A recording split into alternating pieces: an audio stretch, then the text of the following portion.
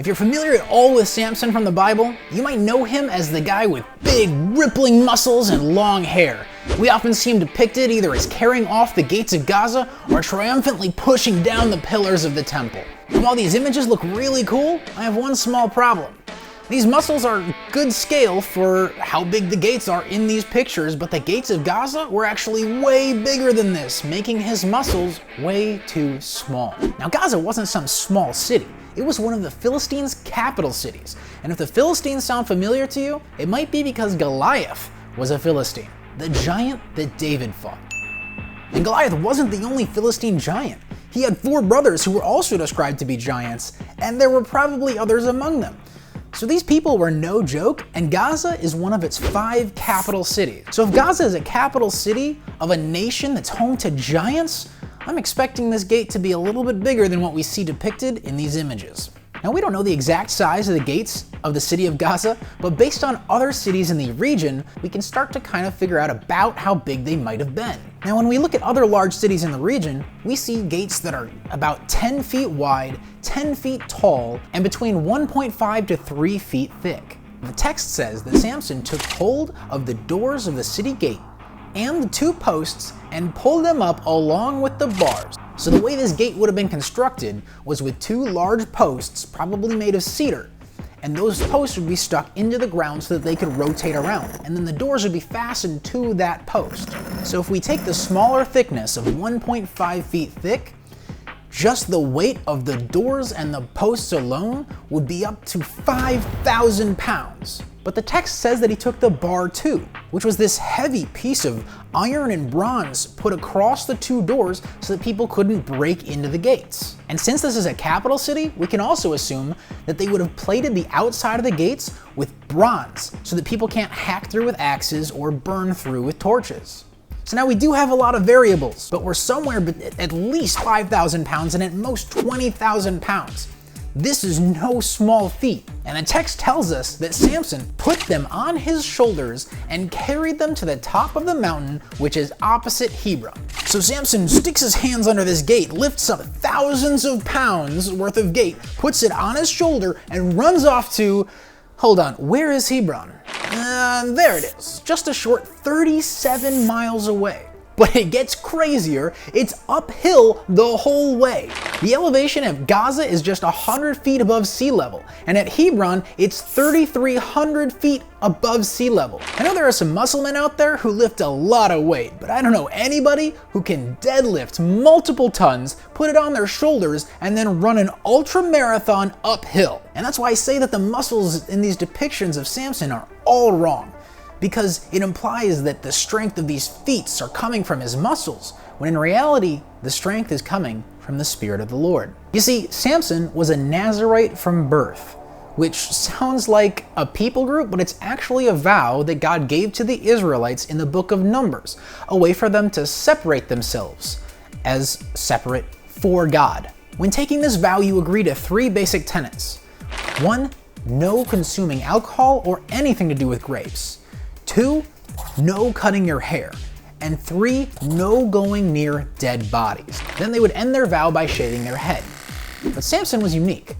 An angel had told Samson's parents before he was born that he would be a Nazirite his whole life. The very first story we have of Samson, he travels from Israel into a Philistine city, sees a girl that he's attracted to, and then demands his parents arrange a marriage with her. And while traveling back and forth to the city to arrange the marriage, he breaks part of his vow by going near the carcass of a dead lion. Why? Because there was a beehive in the lion and he wanted to eat the honey. Now, sidestepping how gross it is that he used his hands to pick up and eat honey from a dead lion, and also shared it with his parents and not telling them where he got it, health standards were so different in the Bronze Age. Oh, by the way, Samson was the one who killed that lion on an earlier trip, just ripped its jaws apart. But breaking his vow just because he wanted some honey? We're already seeing that Samson doesn't really take his vow that seriously. At his wedding, his in-laws arranged for 30 guys to hang out with Samson. He makes a bet with these men that they can't guess the answer to a riddle that he gives them during the week-long celebration. And here's the riddle. Out of the one who eats came something to eat. Out of the strong came something sweet. So the riddle's talking about the fact that Samson got honey out of a lion. Nobody could have possibly guessed that unless they're Samson himself. Samson's just being an absolute jerk here. So the men can't figure it out. So they coerce Samson's bride into coercing Samson into telling her the answer to the riddle. Then she tells them, and they guess the answer. Now Samson's ticked because he knows how they figured it out. And he says, if you hadn't plowed with my heifer, you wouldn't have solved my riddle. So he insults his groomsmen and his bride in one fell swoop. Samson, buddy, this is not the way to start a marriage. Now the reward for getting the answer to the riddle was 30 sets of fancy clothes, something that Samson didn't have on him and probably couldn't afford. So what does Samson do? He goes to the next town over, another Philistine town, and kills 30 men in fancy clothes, strips them of their clothes, and then goes back and gives it to the men. Then Samson leaves Philistine territory, leaving his bride behind, and goes back to live with his parents in the land of Israel. Later on, during the wheat harvest, Samson took a young goat as a present to his wife. This is like saying later on that year. You know, it's a different season, so imagine at least 3 months have passed since the last time Samson's been there, and he's just gonna walk in and he's gonna say to his father-in-law, I'm going into my wife's room to sleep with her. Samson, my guy, you are killing me. But it gets worse. The guy won't let Samson in, and the reason he gives is, I truly thought you must hate her, so I gave her in marriage to your best man. But look, her younger sister is even more beautiful than she is. Marry her instead. Weddings were expensive. It was a week-long festival to celebrate the marriage. This guy was out a bunch of money, and his daughter seemed like she was out a husband.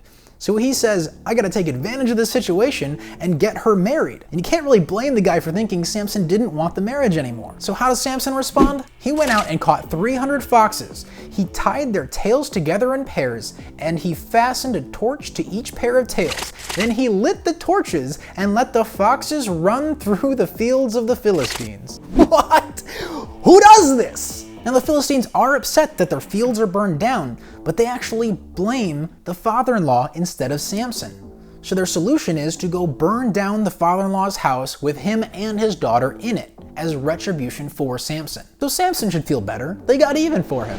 Nope, he's even angrier now. So he goes on a rampage, just killing Philistines left and right. And then he runs back to Israel and goes and hides in a cave. So the Philistines brought a whole army up and camped out right in front of the tribe of Judah.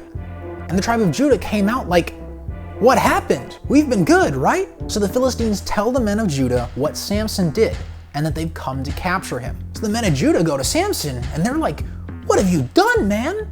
They're at our doorstep and we can't fight them.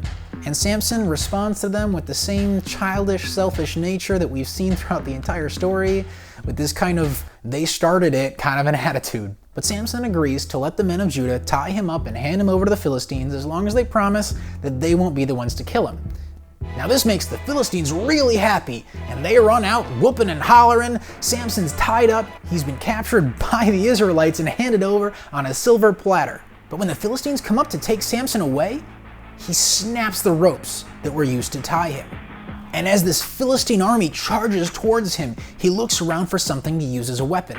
And he finds a dead donkey, breaks off its jaw, and uses that to kill 1,000 Philistines. And then immediately turns to whining to God, saying, you have accomplished this great victory by the strength of your servant. Must I now die of thirst and fall into the hands of these pagans? What an absolute brat, right? Like, this guy just did this huge feat of strength because of God empowering him. And then he turns and complains to God for what? But God comes and helps Samson out anyways. He creates a spring right there, and Samson drinks. And this childish, selfish nature that Samson exhibits doesn't stop there. It's after this that he actually ends up in the city of Gaza, and the reason he's there is to sleep with a prostitute. There was probably a lot of warriors in Gaza because it's a capital city. Can you imagine? Gaza brings forth its best warriors, and they finally got this enemy trapped against the gates. And he just turns around and picks up thousands of pounds, puts them on his shoulder, and runs off? How do you even respond to that? Then there's the story of Samson and Delilah, which oftentimes gets twisted into this love story, but there's actually nothing in the text to point to there being any love at all. It's just Samson falling head over heels for another Philistine woman, and the leaders of the Philistines, the 5 kings, all come to her and offer her a lot of money to find out what Samson's weakness is. So Delilah tricks Samson, or actually, it's not really much of a trick. She just wears him down. And he just ends up telling her that if his hair is shaved, then he'll lose his strength, which is true because that would signify the end of his vow. Samson falls asleep on her lap, and she has men come in and shave his head. Then they tie him up. They gouge out his eyes, and they put him to work. Samson is just this constant screw up. But God never stops wanting to use him, never stops loving him, never takes him out of his role as a judge because he's living his life in sin. And this isn't the only time this happens in the Bible. I would even say that most of the heroes in the Bible are complete screw-ups, but yet God uses and loves every single one of them.